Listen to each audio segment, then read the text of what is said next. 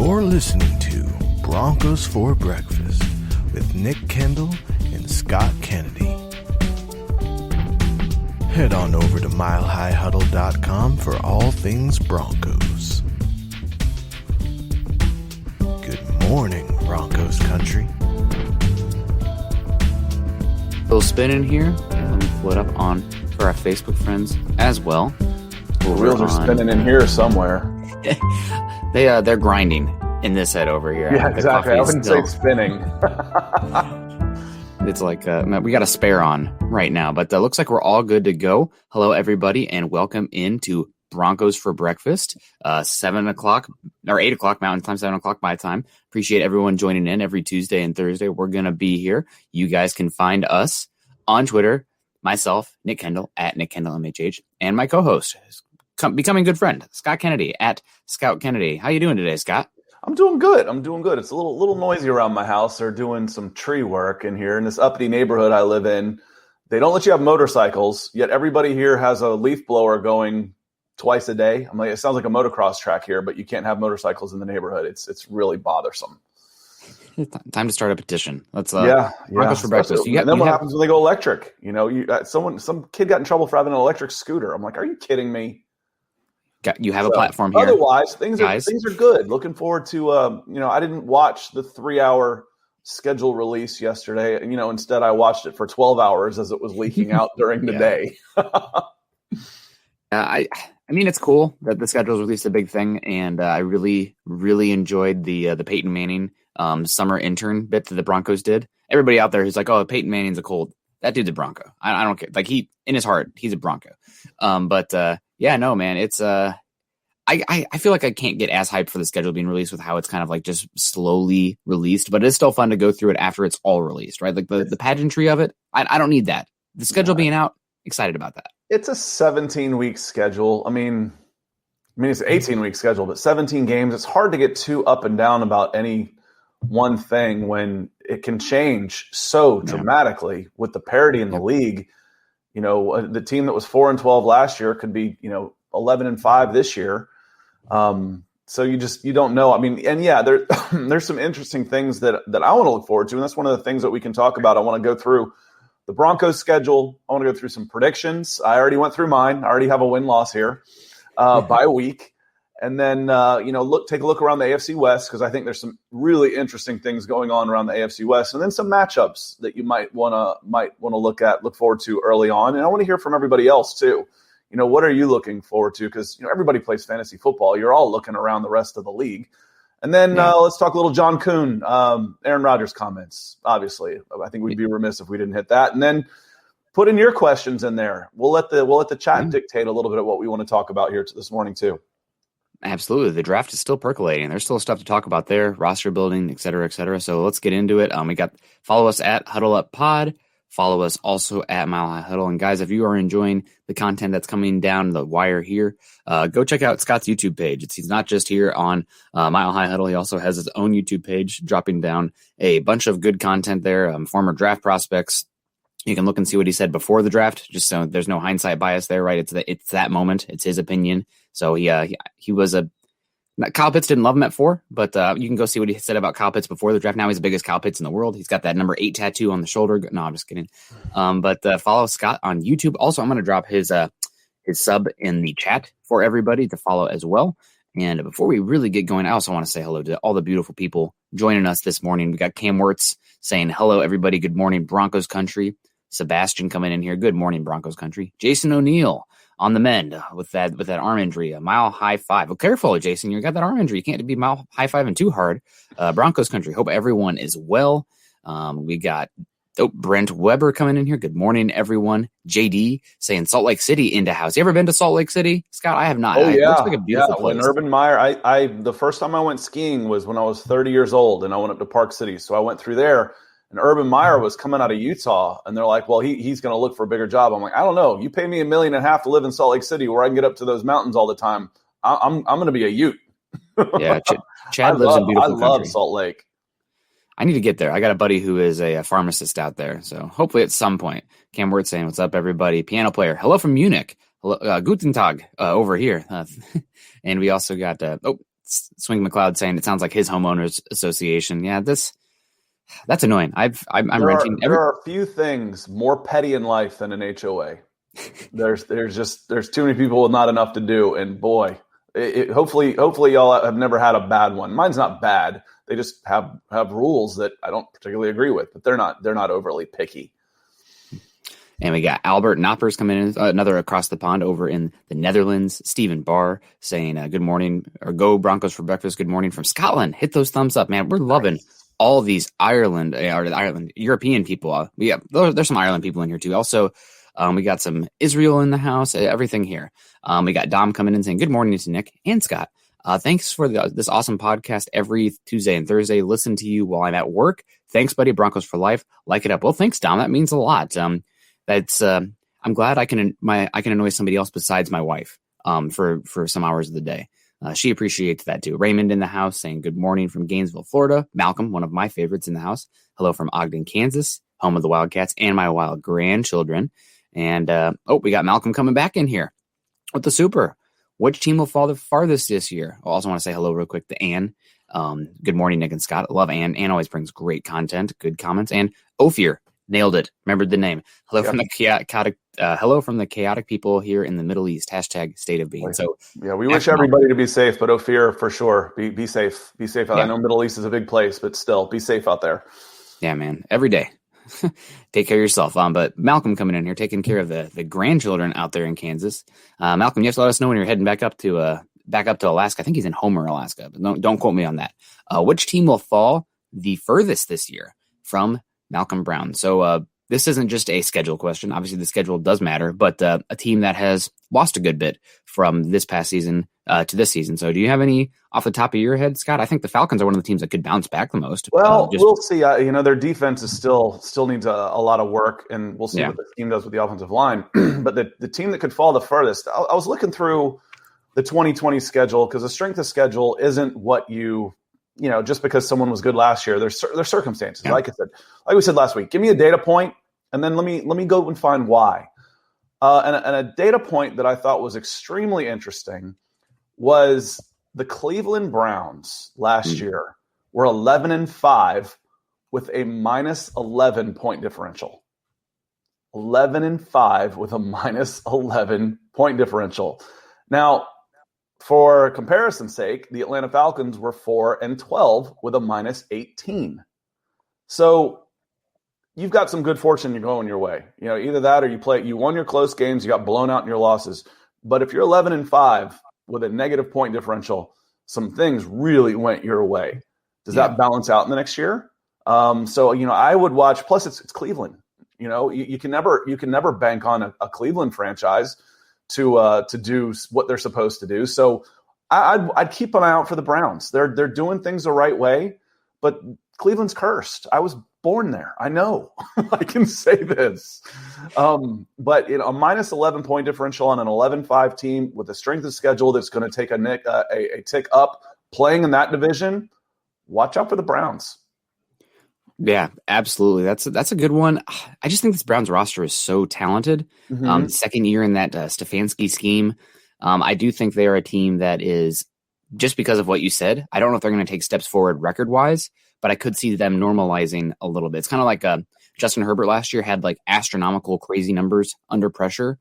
But historically, we know that the numbers under pressure from a quarterback fluctuate greatly year to year. It's just not a sustainable statistic. When you see one guy do it one good year, and you can't be like, oh, he's great under pressure. It tends to regress. And Nick, another team, what are the Packers were 13-3 last year. They're team turmoil right now. Yeah. I mean, they could be a team that falls off a cliff depending on how things fall. No pun intended. How things fall over the next couple of weeks. Going into the season. So the MVP is unhappy. That's not good for a 13-3 record. Man, I can't believe nobody has said this in the comments yet. We got Jason saying, morning, the Titans and Saints over on YouTube. Oh, guys, also, if you are joining us on YouTube today, make sure you subscribe, like, and share. No, just check out Scott's channel and subscribe, like, and share his. Subscribe, like, and share a Mile High Huddle as well. If you're liking these shows, keep the lights on in here for us. My team, which I felt like was probably the most obvious one, is the Pittsburgh Steelers. They are a team that were in cap trouble this year. They really did not add very much to this team in free agency. And then they went out in the draft and brought in Najee Harris, which is a good year one play. Like bringing in Najee Harris is a good year one play. But like, last year, James Conner wasn't terrible. The issue was he was running his head against a brick wall. They're obviously feeling the effect of losing Mike Munchak for that offensive line. Ben Roethlisberger looks like what we would have seen in 2016, Peyton Manning, right? Like it just fallen off a cliff. That defense last year, I would expect them to regress. They didn't add more depth. Everybody's a year older. Lost Bud Dupree. I think the Steelers team, Mike Tomlin, one of the top 3 coaches in the NFL. If anybody can maximize what they have there, it's Mike Tomlin, but the Browns are good. The Ravens are good. The Bengals are improving. That Steelers team is getting old quick. I think that Steelers team is going to be one that is going to have a hard time this year. I don't know. I'd have to look it up, but it feels like their floor is like 7-9. Like where under Tomlin, 7-10. Yeah, 7-10. But I'm speaking of the past. So in reverse. So yeah. What's the farthest they've fallen under Tomlin? What's the worst year they've had under Mike Tomlin? Is there an anomaly in there where they had a 3-13 or a 4-12? It never seems like they fall that far. So I will say though, that's kind of like Bill Belichick. 13-3 to 7-10. That's a significant drop. I will say though, that's kind of like Bill Belichick in my mind, where everybody's like, "Oh, but the Patriots have been so good," blah blah blah. Well, you lose your Hall of Fame quarterback, and things change. And Ben Roethlisberger, for all intents and purposes, a Hall of Fame quarterback, he might as well not be there right now with how he looks right now. So I could see that team. I really think they have a chance to fall off. Another team that really lost a lot this year, and this one might speak to you as well. I think the Titans are a team that could have a fall off. The AFC South is nothing to write home about. It might be the worst division in football this year, but they lost a lot of pieces. And they lost their offensive coordinator, who was doing a lot of good things with Ryan Tannehill, Derrick Henry, the tight ends, et cetera, et cetera. Lost Jonnu Smith. They're going to be depending on Christian Fulton and question mark at cornerback. They drafted Elijah Molden and Caleb Farley, who I love, but both those guys I wouldn't expect incredible 2021 impact. So those are teams that those are 2 teams that I'm thinking can regress a lot. And a lot of people in here also saying the Saints. That makes a lot of sense as well. You're talking about, a lot of these teams' records, and we've said it all offseason. I've said it all offseason. Your team's success is greatly dependent on the quarterback position. Probably like 33% of your team's success. That's a crazy amount. It's like if you had a starting pitcher, but you only started one every week. Like you only played a baseball game every week, so you only could play one starting pitcher, and then went the full 9 innings. Like that's how valuable a quarterback is. The Saints right now, we don't know what we have with Jameis Winston. We don't know what we have with Taysom Hill. So I think that's a team. And the AFC South is freaking good. So that's a team. I think the Saints could be in a world of hurt this year. Yeah, we'll see. It's I'm afraid to jinx it. When I was doing fantasy football, I am a jinx, so I would draft Saints. I was like, all right, I'm just going to curse them. I'm going to curse the Saints. So, and I'm still not sold on the NFC South completely. Yeah. Tampa Bay was not a great team during the season. So if you can, at worst, get a split with the Bucks, a split with the Falcons, sweep the Panthers, you're 4-2 right there. So and then see how things shake out. But Taysom Hill, what do you have there besides a lot of money? They put a lot of money there, so they must feel pretty good about it. And Sean Payton has done a good job with quarterbacks. We talked about bringing in Teddy Bridgewater. I think he was 5-0 as a starter. That's an impressive system. I've said it before. In the quarterback position, the system and the coach are a lot of times more important than the quarterback himself, assuming you've got a quarterback that can play a lick. I'm not saying you can just plug anybody in there, but these are NFL players and NFL veterans, and he's got some time in that system, brings something a little different, but he's not going to be Drew Brees. Drew Brees is a Hall of Famer. So we'll see. We will see how that shakes out. But good question, Malcolm. Appreciate the super and spending a few minutes talking about that, because it's going to be somebody. Somebody always falls hard, right?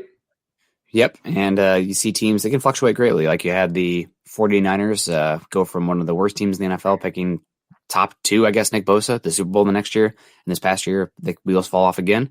And they end up picking 3, but they earned the 12th pick. So let's say hello to some more people in here coming in on Facebook. JR Whitehead, how you doing, JR? Good morning to you. Jamal Killings, one of my favorite. Good morning, Broncos country. Mile high salute. Mile high salute to you as well. Facebook user, I don't know who you are, but I love you. He says, don't forget to smash that like button. So we got 12 right now. That's a Tom Brady number. It's an Aaron Rodgers number too, but right now I always see 12 as a Brady number. So let's get that up there. Morning from Houston, says Vic. Peter Middleton coming in over from Turkey. Good morning, Muhammad. My guy, Muhammad Badri, coming in saying good morning. How you doing, Muhammad?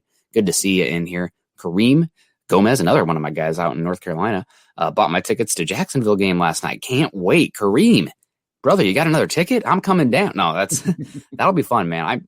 Broncos have it. We should definitely get into the Broncos schedule here. We got Richie Rich coming in here. Nick Scott, super glad the show is sticking around at work. But it's my birthday today. Go Broncos. Everybody in the chat. Wish Richie Rich a happy birthday. He definitely deserves it. Works hard and always a big fan as well. So make sure you guys reach out and wish him a happy birthday. So I think it's time to say hello, or it's time to kind of go through the Broncos schedule as well. Obviously, we're kind of taking you covering the Falcons, I covering the Broncos. This is building the Broncos. We're going to talk Broncos in here. But Glenn coming in from Melbourne, Australia as well, saying good morning. Already? Yeah, I always get confused when we start talking international date lines.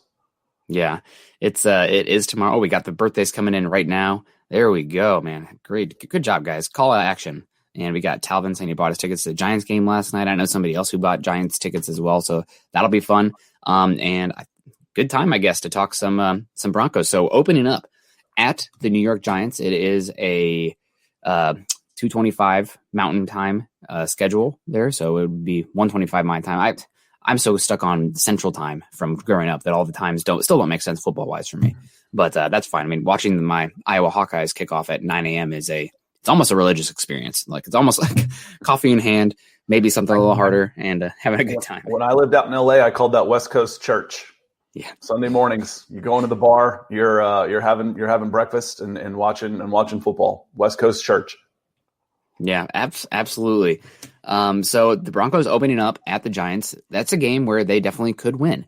It's a revenge game, right? Pat Shurmur going up against his former team. But I think the real storyline is Drew Lock versus Daniel Jones. And I've seen some discourse pretty recently about battle of two busts. I do think it's important to talk about Drew Lock and Daniel Jones' context of draft slot. Drew Lock going 42nd overall. He's not a bust. Like you're comparing him to like guys like Bryce Petty, Christian Hackenberg, Brian Brom, Deshaun Kaiser, Pat White, like second round quarterbacks. Good luck. You're not, it's a scratcher ticket for being a quality starter. Drew Lock at 42, not a bust. Franchise quarterback, to be determined. Yeah, Daniel Jones at 6 overall. Top 10. Even out of if Mac Jones doesn't succeed, well, you got him at 15. That's okay. You probably could have done better with that pick if he doesn't succeed. But it's, to me, when you're drafting a quarterback in the top 10, he needs to be a franchise guy. And if he's not, then we can start using the B word. But, I wouldn't use that for Drew Lock. What were your expectations? He's a second round guy. What were your legitimate expectations for him? That he's going to come in and be a Pro Bowler? Maybe, maybe not. No, that's not a battle of two busts. Yeah, no. And in the last decade, there have only been 4 quarterbacks, I would say, of quality that have gone on to become franchise quarterbacks drafted outside the first round. You got Russell Wilson, Dak Prescott, Kirk Cousins, and Derek Carr. So you're rowing uphill. It's a hard ask for a second round quarterback. If anything, Drew Lock has had decent return value for a day 2 pick at quarterback. Doesn't mean he's a franchise. Do we call Kirk Cousins a franchise quarterback? I would. He just screams journeyman to me, but I guess that's what happens when you get traded once. Then it's real easy to keep moving around a lot. That, is he a multi-time Pro Bowler? I haven't. He doesn't strike me as that, but he might be. He might be one of those sneaky guys.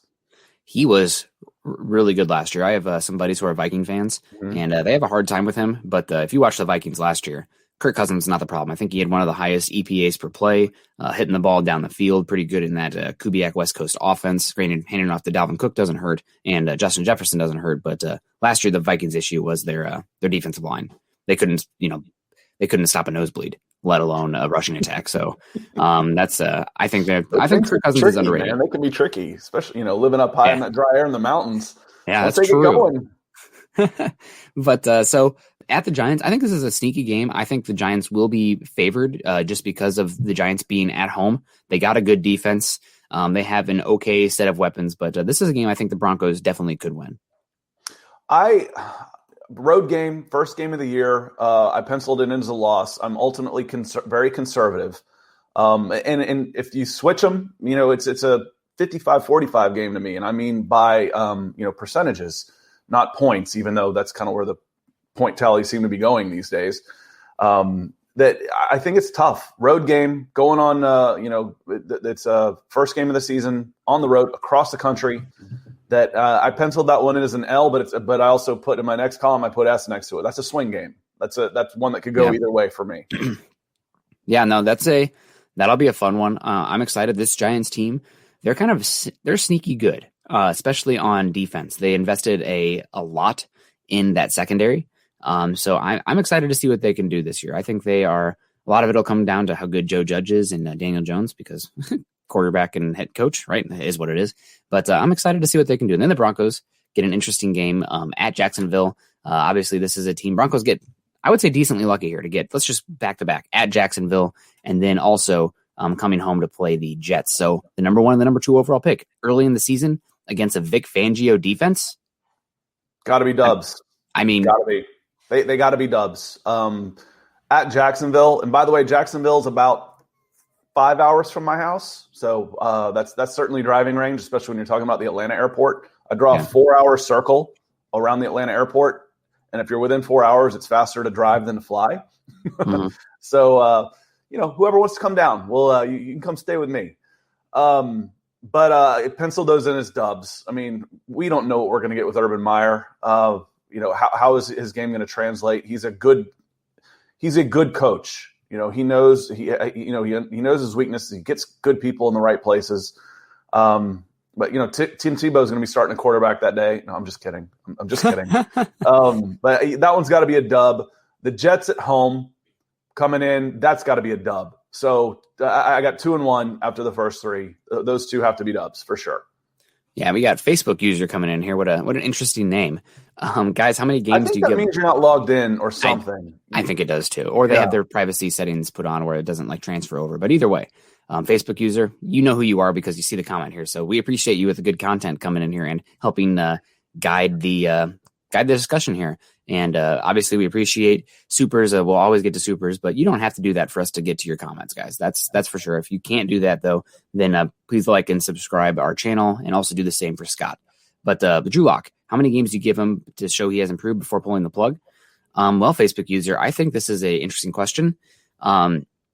If I don't think it's a guarantee that they give Drew Lock any games. They're going to have a camp battle. It's 50-50. And if Drew Lock is turning the ball over like crazy, they're going to go with Teddy Bridgewater. Teddy Bridgewater was brought in not only to raise the floor of the room, but at some coach's request. This team is really emphasizing not giving the ball away this year. They cannot win football. The offense, simply put, is not good enough to give the football away like it did and win football games. They're not scoring enough points. They're not electric enough to turn the ball over like they do and win football games. So if Drew Lock is throwing the ball away to this good back 7 or good defensive backs in training camp, how many games is Drew Lock going to get? None. But I think if it's close, they're going to give the nod to Drew Lock. It's just if Drew Lock is not improved, still struggling getting off his first read, et cetera, it's going to be Teddy Bridgewater. And I agree with you, Nick. That's what I was going to say. Is you're not bringing in a rookie that you're grooming behind him. Where the clock's ticking on Drew Lock. Where the guy in waiting, you want to be the starter. No. You brought in a veteran as an insurance policy in case Drew Lock isn't getting it done, and that's going to be decided early. That's going to be decided real early. So. To echo what Nick just said, he's not going to be given anything. He's going to have to earn it. And if he doesn't earn it, Teddy Bridgewater is going to be the quarterback. Yeah, and I see this, people like saying, well, Teddy Bridgewater, 11 interceptions last year. He's not really a safe quarterback. But in context of your current quarterback who led the NFL in turnovers per play, that's any improvement there is an improvement. And this team's identity is good weapons, but a hardcore two-headed monster running back group and defense. And in order to win football games like that, you simply can't turn the ball over. You just can't do it. And the Panthers fired their coach for a reason. They weren't a good team, and it wasn't all on the quarterback. Cam Newton elevated that team for a long time, and papered over some cracks. And when he was gone, when you lost, the guy whose nickname is Superman, it made a difference. When he started not playing as well, the cracks in that team started to appear. And the Panthers they're not very good. I'm not going to judge Teddy on what he did with. I'm more impressed with what he did with the Saints, stepping in early and going 5-0 and taking care of business. And every year he should be getting a little bit stronger. Coming off that injury, even mentally, it should go behind you a little bit more and more. So again, nothing's going to be given to Drew Lock. He's going to have to earn it. Yeah. Yep. No, that's we got Peter coming in here over in Turkey. The management trusts Teddy. The locker room likes Lock. a lot of the locker room likes Locke. It's not a for everybody. I will say that. It seems to point to Teddy. I mean, we're going to find out, right? Like we're trying to prognosticate what's going to happen, but you still have training camp, preseason, et cetera, et cetera. This is going to play out. We're going to have more information, data points to make a more informed decision on. So let's not get too far ahead of ourselves here. And also, there's still that looming cloud that is Aaron Rodgers. So we will see what happens. And I do agree. Who? AR12? Ophir saying Drew Lock does not equal Paxton Lynch in both talent and attitude. Locke has the work ethic. Yeah, and Locke's not out there playing or skipping last one in, first one out kind of guy going out playing Fortnite or whatnot. He's working hard. It's just, Tim Tebow worked really hard. Sometimes it just doesn't translate. And I'm sorry, I know this is a narrative, and this is going to be me being the old crotchety old man, get off my lawn.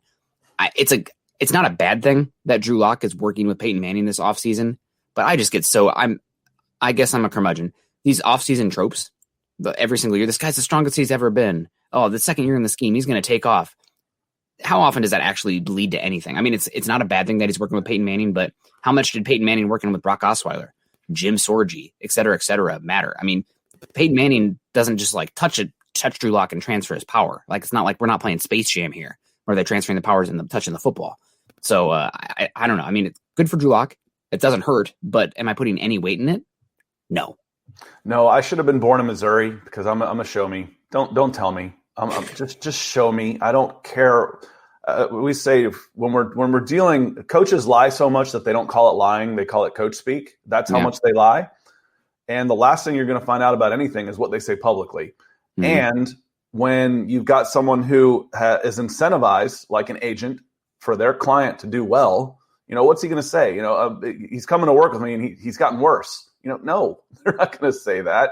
So, I once had a dad of a recruit tell me one time, why do you have him listed at offensive tackle? I'm like, well, he's 6'5", 260 pounds and runs a 5'4". He says, well, his trainer told me he ran a 4'8", so that's pretty legit.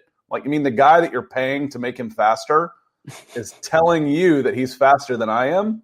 I don't care how fast he is. You might want to listen to me. Yeah, I always have to pay attention to where that stuff comes from because the narrative matters, right? Scott, we got Richie Rich coming in here saying, Scott, are you trying to say there is bias? Really? So it's not even bias. It's who has what to gain. People don't. Like I said, people lie so much when it comes to this stuff that they don't call it lying. It's coach speak and trainer speak. It's nonsense. In advertising, what do we call it? Puffery. Puffery is illegal. We're the best. Yeah, the best deal in town. You're allowed to do that. It's the same thing. It's not even. It's just flat out lying. Yeah. I mean, you see it with the draft as well. Like these teams coming out of the draft saying, "Oh, we got the number one guy on our board when they were picking 20th overall." Like, no, you did. Every single team walks out with the players that they exactly wanted. Every single guy we wanted. It was amazing. Wow. So did all other 30 teams. That's great. Yeah. You guys are awesome. Yep. It's, you have to be able to understand that a lot of this is keeping fans engaged, keeping fan optimism high. And that's great. But some of it's state sponsored media, right? Like if you want access, you pay to play. And if you step on the wrong toes, you're going to lose access. So you just have to keep that in mind. I think Pat McAfee kind of had a little bit about that the other week, talking about the Packers and the Packers spinning the narrative to start to turn Aaron Rodgers or the fans against Aaron Rodgers. And that's the game, man. That's the game. If you want access, here's the talking points. Play ball. Yeah. So we're almost 30 minutes in already. I always think we could have enough to talk about, and we're 30 minutes in, and we're on week 4. Week 4, baby. Let's move on to Baltimore and Pittsburgh. Yes. You've got back-to-back home games with the Jets. That should be a dub. And then October 3rd against Baltimore, coming off an 11-5 season, and then you travel to Pittsburgh.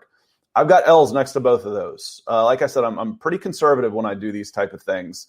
Baltimore is really good, and on the road at Pittsburgh is always hard. So after 5 weeks, I'm sitting at 2-3, and it starts getting a little edgy. Starts getting a little, what are we doing here? But never fear, because it gets better. The schedule eases up some. What do you think? What do you got? Yeah, I think that I'm pulling up the schedule now because we don't have a producer, and I'm like, you know what? That'd be a good idea. Just a little area for to guide us here. The Broncos do get Baltimore at home. I talking about, man, a lot of good coaches out here. John Harbaugh, another one of the best in the league. Lamar Jackson, he's an interesting case study. I'm really curious to see what happens with his impending contract situation. But this is a good Baltimore team. I know it's not just a good Baltimore team. Their strength matches up with your weakness. That's a bad matchup. Baltimore is always good on defense, and if you don't know what you're getting out of the quarterback play, then that's the wrong team you want to be facing until you can take care of the ball. With that said, though, I do think that Vic Fangio can do a good job corralling Lamar Jackson and making him win with his arm, while also I don't think that Baltimore pass rush is going to be as dynamic this year. They lost a good bit of people, and let's see what Mr. Oweh does, because he's going to be the best athlete in the NFL, just at least top 5 the minute he puts on a helmet. So again, I've said with him, it's like, scheme this, scheme that, scheme nothing. Go in on 3rd and 10 and go get the guy with the football. That's your only job. You have one job. It makes it real easy. So we will see. We'll see for sure. Yeah, I think the Broncos do lose this one. I'd have them at 2-2 at this point. But I think this game will be closer. I think obviously we'll see what happens in the first 3 weeks. And if like Lamar Jackson gets hurt, the narrative changes. But I think this game, the Broncos will lose, but I would assume them to cover. I think they will be maybe 2 or 3 point underdogs. I think they would cover even at home. They'd be the 3-point underdog. Then you have Denver going to Pittsburgh, a team that I'll be honest, I don't respect them this year. I think they're a team that is due for massive regression. I think the Broncos are going to go in and beat Pittsburgh. Okay. That it's never an easy place to play. That's for sure. No, it's not.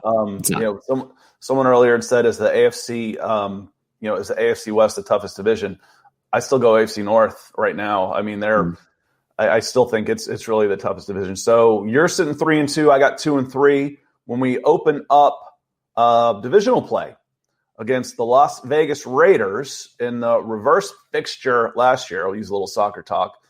The Raiders won in Denver 32-31. Does that sound right? I think that does sound right, yeah. Okay. Well, I put this one down as a dub. So let's see, how much better are the Raiders going to be? And the other team should be definitely, and the Broncos should definitely be better. So we're looking at 3-3 and things are on the upswing.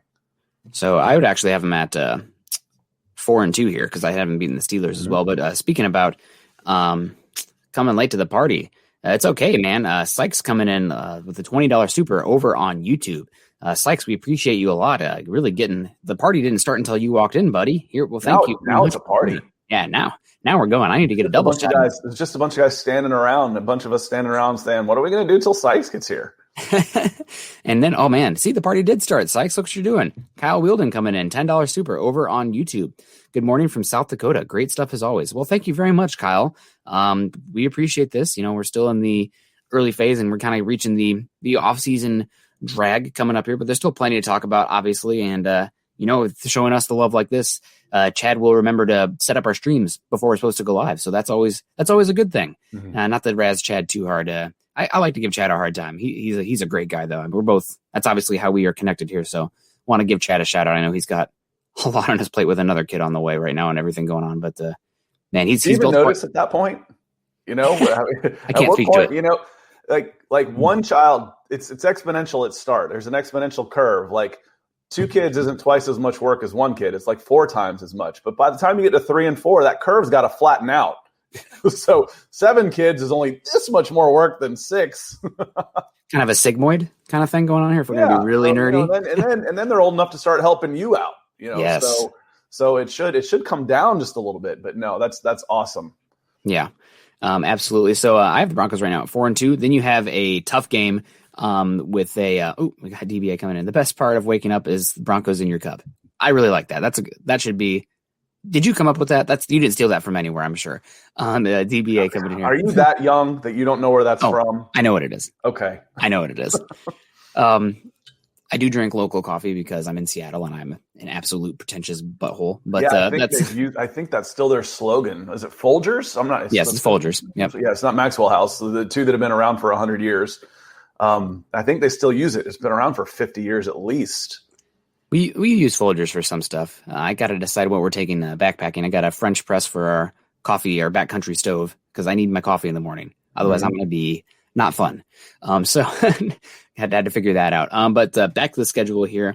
Broncos at Browns. I think this Browns team is You were talking about them being due for some regression due to that statistic. I agree with you, but I think this roster is immaculate. They have the best offensive line in football.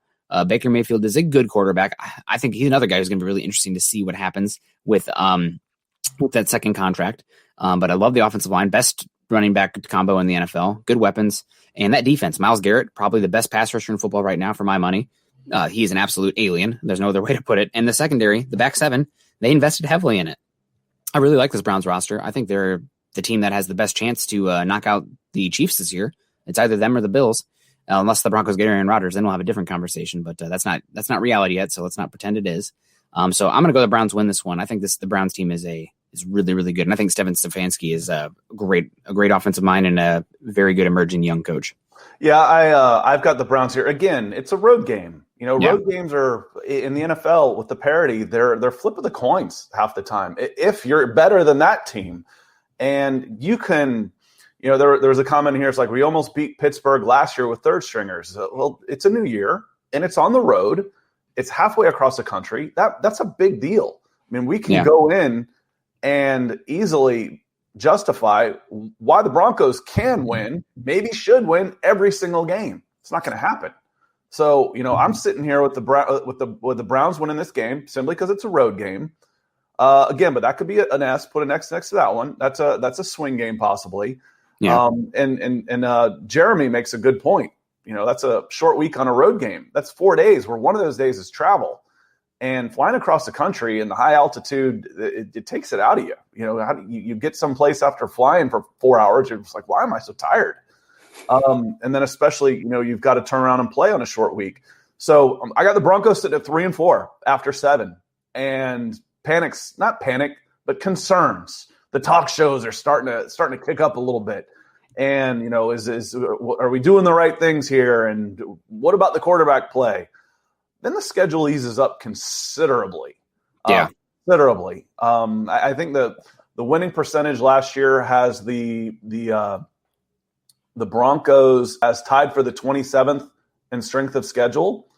Now it starts turning in your favor a little bit, and I got a string of wins coming here, and a lot of them after that, after a 3-4 start. Yeah, no, that's a good point. I have them at 4-3 at this point, but then you have the Washington football team coming in here, or whatever the heck they're going to be named, the Washington Armada, home game at home. Mm-hmm. I can't have the Broncos winning every home game and losing every away game. I think this Washington team is kind of sneaky. They have a good set of weapons. The offensive line is questionable, but Ryan Fitzpatrick played behind a terrible offensive line in Miami last year, and he did some things. And I think this Washington football team, Broncos go back-to-back weeks here against what I think could be the top two defenses in the NFL with the Browns and the Washington football team. Washington football team, best front seven in football. I don't think it's that close. They've invested so much in that front seven. They can win with 4. They can get pressure with 3. Chase Young entering his second year. I think the Broncos lose this game. First team to 17 points wins. But I think this is a game that Denver does lose, and I get them at 4-4. I've got this one as a dub for the same reason I have some of these close games. And frankly, I don't trust the Daniel Snyder team at all. It's we talk about the Pittsburgh Steelers effect. Their floor is high. They don't really fall too far. But Washington, it's like who wants to be there? You never know. It's just a disaster of a franchise right now. Yeah. That I'm going with the Broncos at home to push the record to 4-4. I want to make sure we say hi to Kyle, coming in from South Dakota, dropping a $10 super earlier. I don't remember if we said hello to him and thank you. Before that, it came in right on the heels of Sykes. And I've been all over the country. A lot of places in the world. I've never been to the Dakotas. That's someplace I've got to get to. I've been close. I've been up in Montana, but never to the Dakotas. So that's someplace I look forward to getting. I'm a big fan of space, and you've got a lot of it up there. They have 2 national parks too. They got the Mount Rushmore, obviously, and they also got the Wind Cave or Mammoth Cave, Wind Cave, I think, and pretty close. It's not South Dakota, but driving through South Dakota, you can get there to Devil's Tower, right on the border of South Dakota and Wyoming, which is pretty cool. And I think South Dakota has the Corn Palace. It's either that or Minnesota. I made that drive before. We made that drive when we were coming out here to Seattle. Wyoming. I apologize. I've been to Wyoming, not Montana. Jackson Hole. I've been to Jackson Hole, Wyoming, not into Montana. So Man, I need to get out to Montana. All those places. When you're talking about single-digit people per square mile, my kind of place. Saw a joke that said, when you're antisocial or that when they go on to when there's a pandemic and you didn't notice. I'm like, yeah, that's me. Here we go. Absolutely, that's a good call. Oh, and we got Buwana in the house. Buwana joining us this morning. Hope you're doing well, John. I love you, buddy, and hopefully everything's going well. Everybody send Buwana some good vibes. Bob Skinner coming in here saying good morning as well. Oh, and the Badlands too. We drove through it when we were coming here to Seattle, and we had a giant buffalo sit in the road for about 30 minutes and cause a massive backlog. Nice. But at that point, it's just like, that's cool. You can do whatever you want. Yeah, you're a buffalo in a national park. Enjoy that. This is your home. So by my count, we're both 4-4 after 8 weeks. Is that right? That is correct. Yes. So now we got the Broncos going to Dallas. I think this Dallas team has a chance to have one of the more fun offenses. The offensive line is regressing. Tyron Smith is kind of sad. If he does bounce back, that'd be great. But it does seem like the injuries have caught up to him. A Hall of Fame career, but kind of limping out at the end. So the offensive line is regressing, but they have great weapons. Dak Prescott is a top 10, top 8 quarterback in my book. If he puts up 40 points a game and the defense gives up 50, it's not his fault. But that's the big reason I think this Dallas team loses. I don't respect this defense one iota. I think the Seattle cover 3 scheme is it's talk about how quickly football scheme changes. It's kind of going out the door, right? The cover 4 match quarters is now in vogue. Cover 3 is getting old. Dan Quinn out there. I think it's Dan Quinn or it's Gus Bradley. The Falcons. He was the Seattle defensive coordinator when the Falcons hired him away. The Falcons fired him in the middle of last year, 1 year too late. Yeah. And he's now the defensive coordinator over with the Cowboys. I get Dan Quinn and Gus Bradley confused all the time. Both those cover 3 Seattle guys from the. I've got this one as a W for at Dallas, a road win. They're a 6-10. I think they've got too much, and they made a change. To be fair, they made a change, and we'll see how Keanu Neal, free agency signing, who was a terrific safety with the Falcons and is going to play outside linebacker, coming in, and then Micah Parsons. They've addressed some of their weaknesses because I felt like they had too much tied into their offense. Yeah, and that was a little bit of their downfall. But I think this is a game that Dallas can win, coming off a long home. They'll be home basically from October 21st after that Cleveland game until they have to go back on the road November 7th. So they should be starting to click a little bit of momentum. 5-4, 2 wins in a row over the week. The only reason they have any wins in the NFC Central, is that right? NFC East.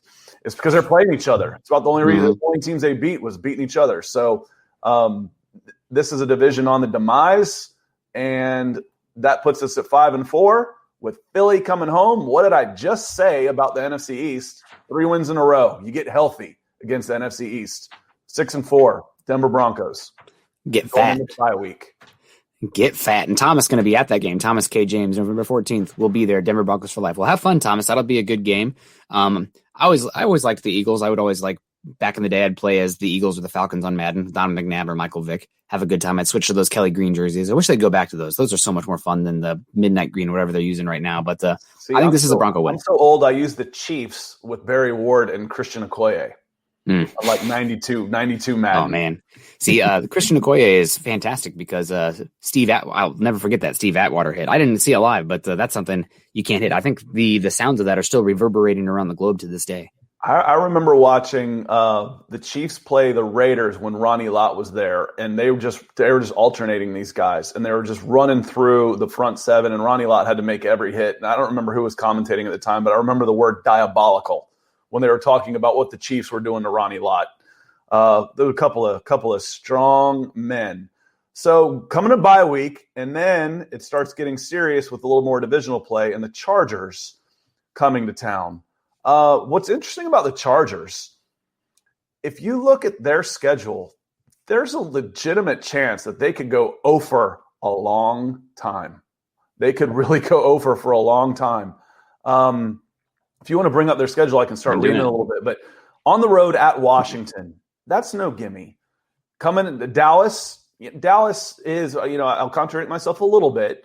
But Dallas, you don't know what you're going to get there for sure. If they've improved, they could definitely win on the road. Then you're at Kansas City. Then there's a divisional game, which can be toss-ups with Las Vegas. Then Cleveland's a really good team at Baltimore, and then New England's coming in. And then you're on the road again. I mean, this season could end for the Chargers before it really even gets started. So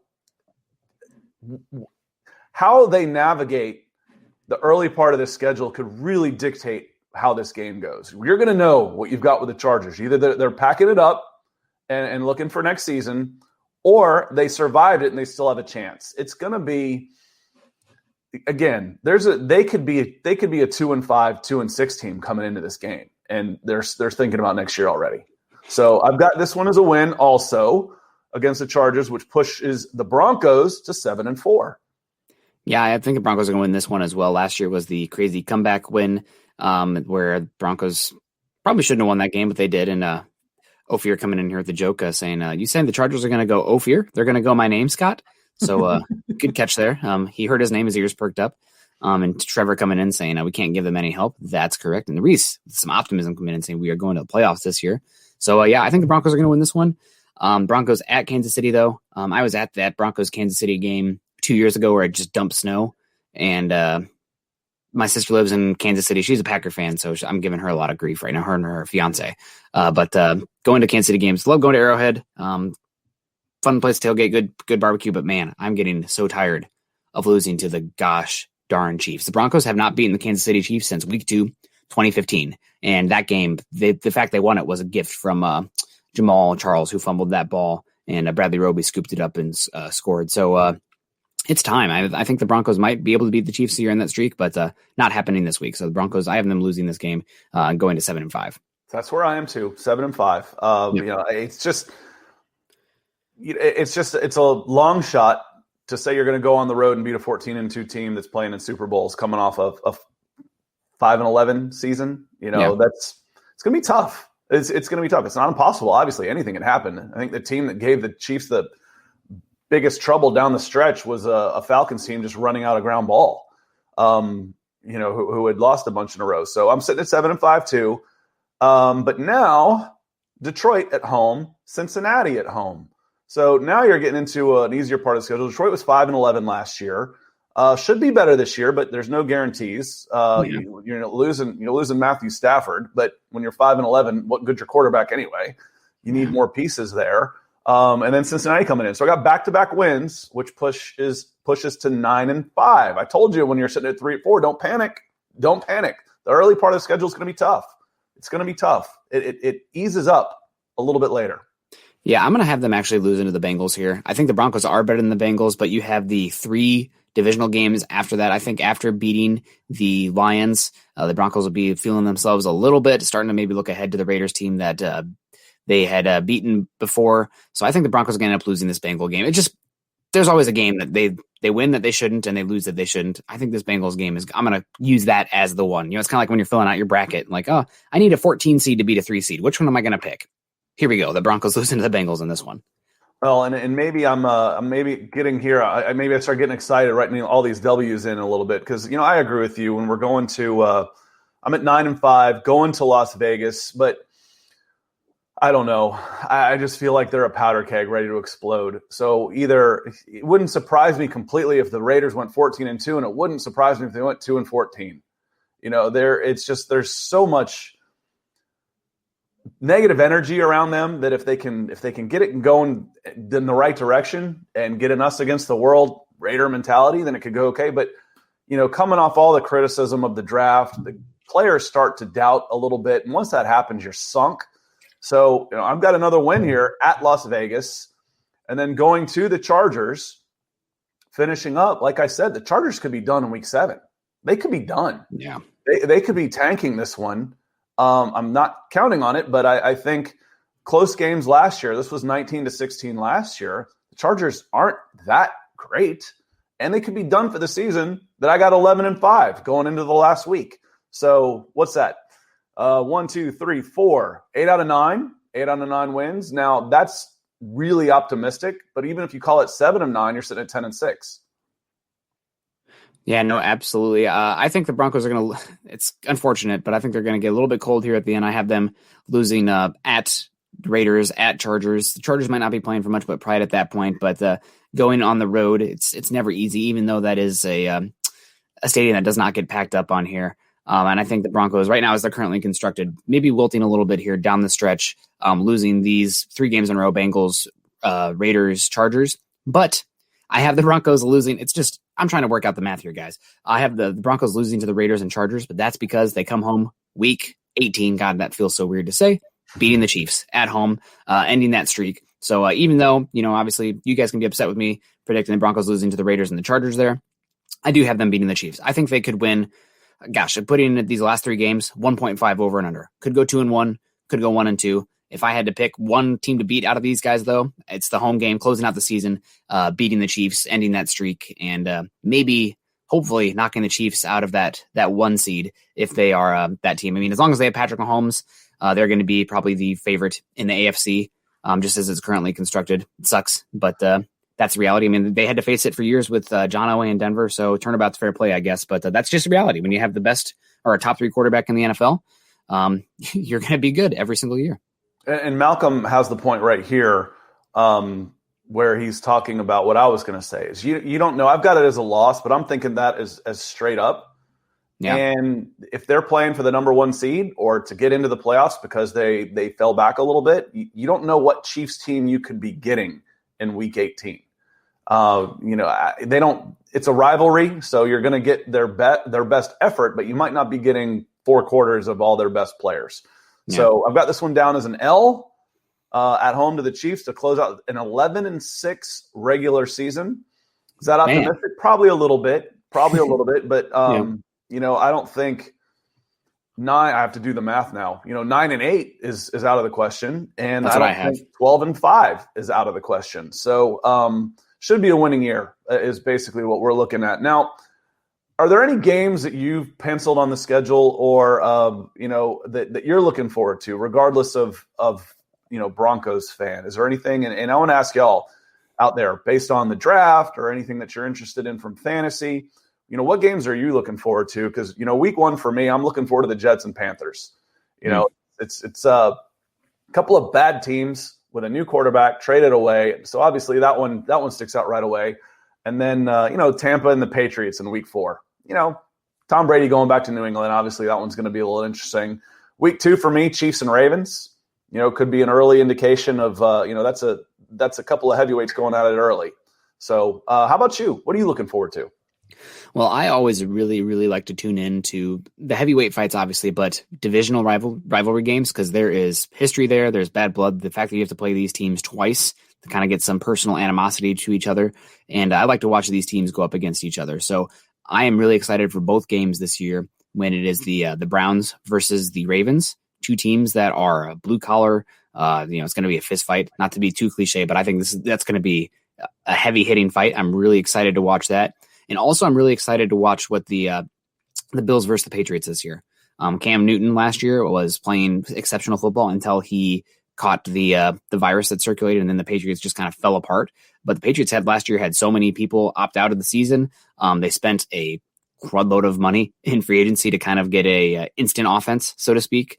And I think the Patriots have a chance to maybe retake the AFC East. But the Bills, ascending team. I love Bean and McDermott. Josh Allen, one of the top 7-6 quarterbacks in the NFL right now. You could see him regress some, but he's really talented. So I'm really excited for Bills, Patriots, and Browns versus Ravens this year. I think those are the games that no matter what, I'm going to be tuning into those football games.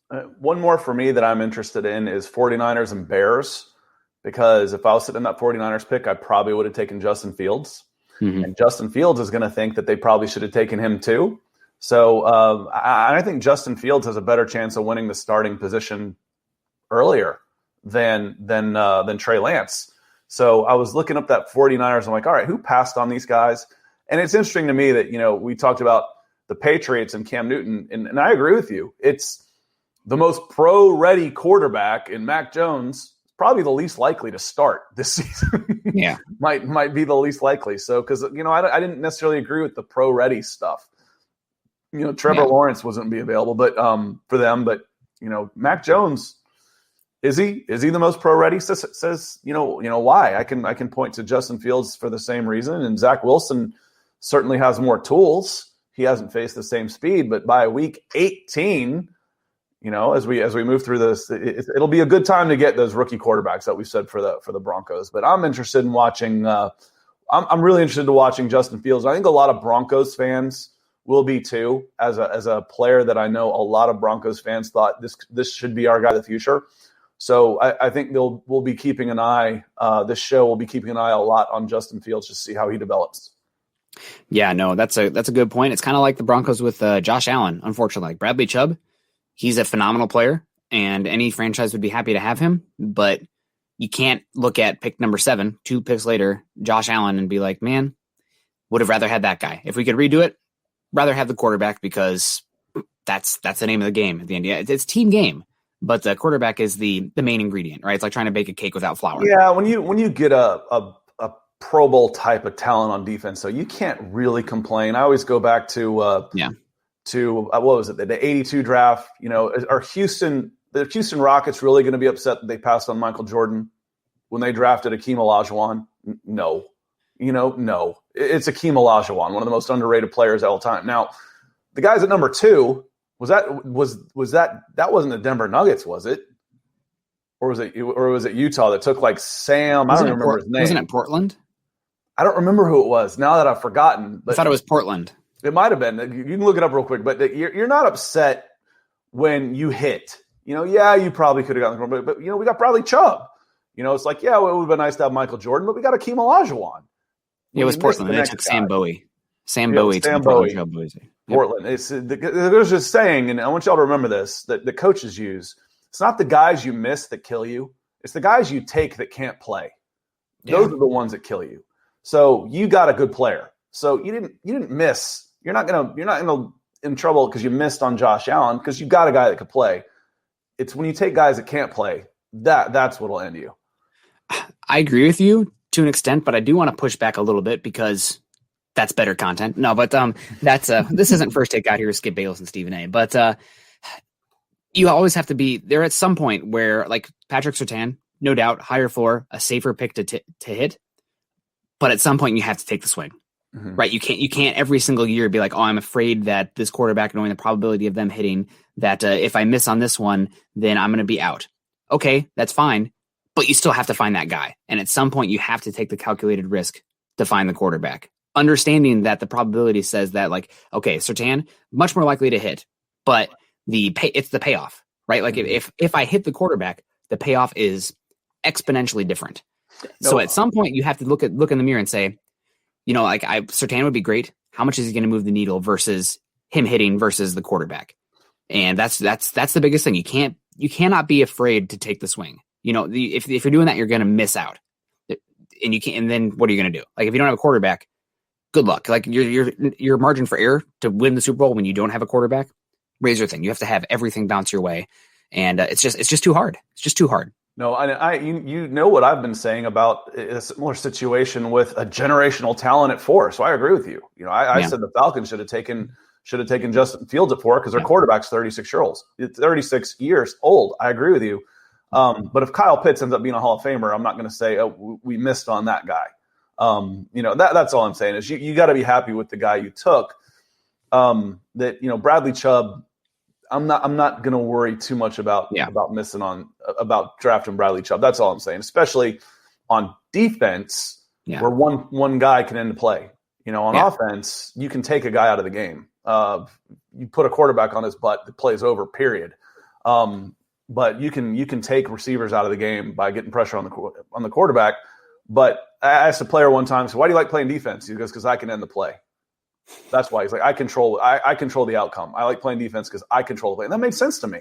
Yeah. It's so much different. It's so much different on offense. Yeah, and I will just add context to it. They didn't take the quarterback. Okay, that's in hindsight, unfortunately, with Josh Allen, but at least they used it on the second most valuable position in football, and a guy who's a Pro Bowler and an ascending talent, where, historically speaking, and I know the Broncos fans are going to maybe push back a little bit about this, but take a step back and look at the wider landscape of the league.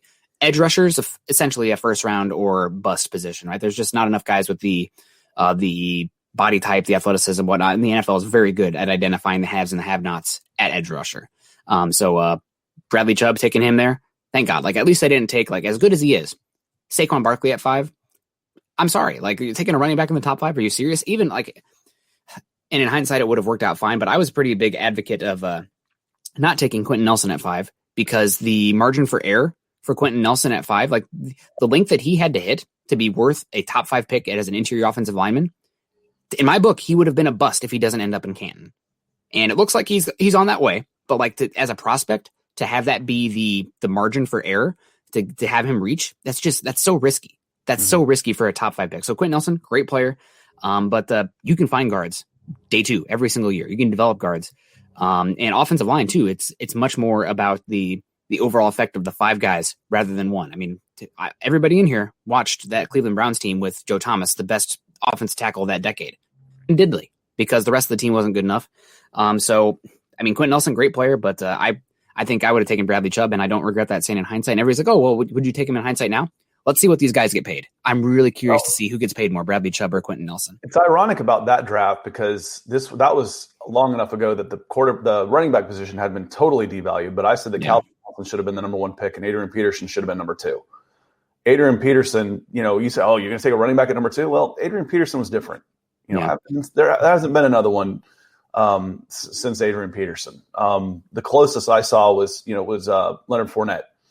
Coming out. Leonard Fournette's the best running back that I scouted personally in 20 years. Adrian Peterson was coming in just before, right as I was getting into the business, so I don't want to count him. That's like cheating. But Leonard Fournette, we had him the number 1 overall player going into college because it's a different game in college. It's a 3-year at best, and the running back can make such a big difference. But it's funny you mentioned that draft. So I'm like, Calvin Johnson should have been the number 1 overall pick in that draft. Yeah. But there's some positional value for that wide receiver position in comparison to running back. And we got to get out of here pretty soon. But I do think it's an interesting conversation here. Just poking at it real quick. You said that you were very high on Leonard Fournette coming out. Obviously, we've seen how that played out. And the Jags taking a running back at number 4 overall in the draft that had Deshaun Watson and Patrick Mahomes. What are we doing here? Marshawn Lattimore, too. Would have been another better pick there for them. Adrian Peterson, obviously drafted in the 2004 draft. He was in that same draft when Calvin came out. So Calvin Johnson was class of 2003, I believe. So 3 years, 5, 6, probably 2006. Would be 2007 close. Minnesota Vikings. Yeah. Right so 2007. Yep, that's Adrian Peterson. Obviously great in 2007. Games changed a lot. Adrian Peterson today, is he as good as he was in that era, the shotgun era? Now the running backs need to be able to catch the ball more. That's what I said. But you got Adrian Peterson played some last year. You got 12 years out of Adrian Peterson, and 6 where he's one of the best players in football. That's worth it. Adrian Peterson definitely was not a miss. I think you would have been better off with Adrian Peterson than Joe Thomas. Yeah. Because just even the Pied Piper effect. People wanted to play with Adrian Peterson. People wanted to watch Adrian Peterson. Joe Thomas was great, but I think he's more famous now as a media personality than he was as a left tackle for the Browns. Yeah, I know. And Jason coming in here saying Quentin Nelson is worth every penny he gets, better than Daniel Jones at 6, and that's absolutely correct. And I agree with that right now. But the thing is, we didn't know Quentin Nelson would be. Nobody could know, right? Like Trevor Lawrence could bust for all sake. Everybody's gonna say, "Oh, we knew he'd be this good." You don't know until you know. Until you're in the NFL, you have a good idea. And that's why those guys are going earlier, right? It's not just like drawing names from a hat. You have that whole evaluation process, but still taking it into your offensive lineman, not only in the top 10, but in the top 5. Oh, it's tough because 6'2" to 6'4" guys grow on trees. Yes. They're everywhere. Yep. When you're talking about trying to find the athleticism and, they're everywhere. It sounds crazy, but 6'4", 320 pounds isn't very rare for this level. Yeah, no, we got Saquon Barkley coming here last year. We slapped a lot of teams even without Saquon. And what does that say about Saquon Barkley? And that's not that Saquon isn't good. It's just that the running back position is devalued. And I do want to say, I absolutely loved Saquon Barkley coming out. I was at the Penn State Iowa game when Saquon's junior year, and I've never seen a player take over a game like Saquon Barkley did in that game. I don't think he had a run over. Nick, I'm sorry, Nick, to interrupt, but I mean, I have to. You have to. It's okay. Every rule in the last 10 years has favored the passing game. Every one. Mm-hmm. Every single one. So, yeah, I mean, the league has devalued everything other than, the guys who can get after them. And you're not even allowed to cover. They're going to call it pass interference. You hit too hard, they're going to call it targeting. You go low, too late on the quarterback, they're going to throw you out of the game. So everything is the league. It's not like people have figured, you can get running backs easier. The league has devalued the position because every single rule has benefited the passing game. It's more exciting, more points. People want to see. We got to protect our quarterbacks. I love power running game defense. Love it. It's harder to do these days for sure. But chicks dig touchdowns, the long pass. So that's just kind of where the game is going right now. Blame fantasy football. Blame the viewers. Blame Red Zone, the NFL Network, the Red Zone. That's right? Fine. If you're going to do that, I still like the tight end and the fullback. Watching the 260-pound tight end running roughshod through a secondary of guys weighing 200 pounds is fun. It's a little sadistic. Well, I mean, it's fun. Hey, I'm with you 100%. One of my favorite offenses ever, and this is probably because I'm a Hawkeye fan, but that 2012 Patriots team where they ran out of 12 personnel like crazy, and if you can get linebackers on the field and have them cover space in the pass game, good freaking luck, right? Like it's just so hard to do. And I was biased earlier with the 49ers dynasties in the 80s. Two good sized running backs, two good receivers, big tight end, and one of the running backs was Tom Rathman. As a fullback. Then you throw in Wendell Tyler and Roger Craig behind him. And then you go to the 90s, and they're running the same offense. Darryl Johnson, the Moose at fullback. It wasn't Novacek at the time. I can't remember who the big tight end was for the Cowboys. But they had 1-2 running an I formation. Alvin Harper, Michael Irvin, two giant receivers, good running game, good quarterback, good defense. And they won about 10 Super Bowls between them. All of a sudden, the tight end and the fullbacks aren't any good anymore. Well, thank you. If we can thank the Patriots for anything, it's bringing back the tight end. So that's about the only thing I'm going to thank them for. University of Iowa, tight end, you baby. Let's go. Nah, but I'm from the South, Miami. Come on now. Has been. Brevin Jordan didn't do much. Greg Olson's been retired for a bit. Jimmy Grant, Winslow, the 90s. Oh, I don't want to talk Colin Winslow. He's that's player though. Yeah. I'd go. Greg Olson, was he Miami? Because I was thinking Jimmy Grant. He was Miami. Yep. Come on now. Basketball. Jimmy Graham basketball. Yeah. But we got Squads Barkley here. I just want to get on this comment here. More general football. Then we got to get out of here. Give Daniel Jones one more year if he struggles again. Yeah, he has to go. As Buwana says, right? He said somewhere. He says, "Yeah, that sounds familiar." Which yes, it does. It sounds like a lot of what the Broncos fans have been saying. However, I will give hats off to a Dave Gettleman here. He did something that George Payton did not do. Took that trade back, accumulated assets in 2022. So the Giants are actually in a position where if Daniel Jones is not the guy, they can be aggressive next year. Go get the guy. 2 first-round picks in your back pocket, whether it be going out and getting a free or trading for a veteran quarterback or going out and being aggressive to move up for a quarterback. You have the capital. You've bought in. You've the high table buy-in for that high-stakes poker game, which is acquiring a quarterback. They put themselves in a good position there. The Broncos did not. Patrick Surtain will have to be great. That's fine. And we got Peter coming in here. Nick, can't read my stars question. If not, it's time. If not this time on Tuesday would be nice. Peter, drop it in right here. Buana's going to have to show me what's up here because I am not sure exactly how to get to the stars from the StreamYard side of things. So if you drop it in right here, that'd be great. But thank you very much for the stars. We appreciate it. It's just trying to figure out how this works out. Yeah, I'm scrolling up and I found the one that says, we got the best defender on the board. If he becomes another Champ Bailey, then nobody will say anything. Well, yeah, that's for sure. Champ Bailey was special. So, yeah, we'll get back to that one. I don't see it either, bud. Apologies. Yeah, I don't. Honest to God, I do not understand how the stars work. So, Peter, if you will, I'm waiting for you to drop it in the comments here, just like you do normally. If not, that is okay. You can at me on Twitter or send it to Buwana, and we can get it up here soon. But I guess I'm going to start doing the readout because I got to get going. But if you drop it in the comment section here, Peter, then we will 100% get to it because we obviously appreciate our friends over there in Turkey. But that's going to do it for Broncos for breakfast this morning, guys. We appreciate the heck out of you. Thank you for joining us. We'll be back again next Tuesday, and I'm going to need you guys to bring the energy and maybe send some coffee my way because I will be coming back from 13 miles hiking out of the center of the Olympic National Forest, and then after that, or National Park, and then after that, a 4-hour drive back to Seattle. So I'm going to be running on fumes, but nothing wakes me up like Broncos for breakfast. Hopefully you guys are enjoying that as well. You can follow Scott and myself on Twitter at Nick Kendell MHH and at Scott Kennedy. And Peter says, let's do it on Tuesday. Peter, I don't know if you're on Twitter or anything, but make sure that you get it to us so that way we know where it is. That way I can just pull it up instantly. So send it to us before then, so that way I have it in my back pocket. Oh, and he says, Boana, the producer, the man, stars are hard to see with a comment. They don't appear. Well, no wonder I don't find them. So I don't fully get it, but that's okay. Everybody's saying, enjoy the hike, man. Have a good day. Well, we appreciate that. Also, guys, still got to do the reads out of here. Follow us at Mile High Huddle. Follow us on Twitter at HuddleUpPod.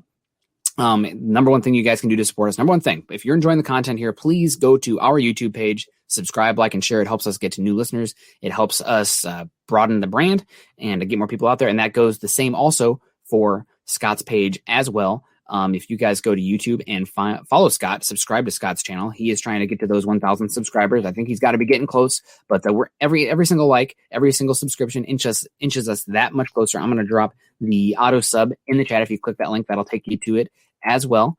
Also, guys, we want to give a shout out to all of our supers today. Kyler Wielden, we got Sykes, we got Malcolm Brown in the house, we got Mike 556, and Peter with the stars. Yeah, Peter as well with the stars. So appreciate all you guys for helping us keep this going, right? Like this, we're doing this for fun. It's a lot of good time to talk football here, but it does not hurt to get that help there with the super chats and everything. And Chad, bottom line, Chad, you want to make sure that he's seeing the love for us as well so that we can keep this going. But Scott, what do you got plans the rest of the day? Are you going to go join your neighbors with the cacophony of chainsaws and whatnot going on out there? We'll see. It was cold. It was in the 40s here this morning. You're more likely to have 90s in May than 40s. So I might got baseball practice a little bit later. Might watch a little Manchester United Liverpool this afternoon, and then get ready for a baseball tournament weekend, and then ready for Broncos for breakfast next week. Well, man, that'll be great. Hopefully we'll have some more Broncos news. We didn't even get to the Bobby Massey stuff, but is what it is. Also, Ann making a good point here. Great show, guys. Smash the like button on your way out. We're at 29. The 29 just does not, at least on my end, does not sit right. So we got to get to that Terrell Davis 30, right? That 3-0 just looks that much better, although I do like 29 in baseball. Chris Carpenter, probably my favorite baseball player ever. I always love a good pitching battle, a guy who can go out there and do that stuff. But appreciate all you guys. Stay safe. Have a great rest of your Thursday. Enjoy your weekend. And we will see you all next Tuesday at 8 o'clock Mountain Time for another episode of Broncos for Breakfast. Stay safe. Love y'all. Go Broncos.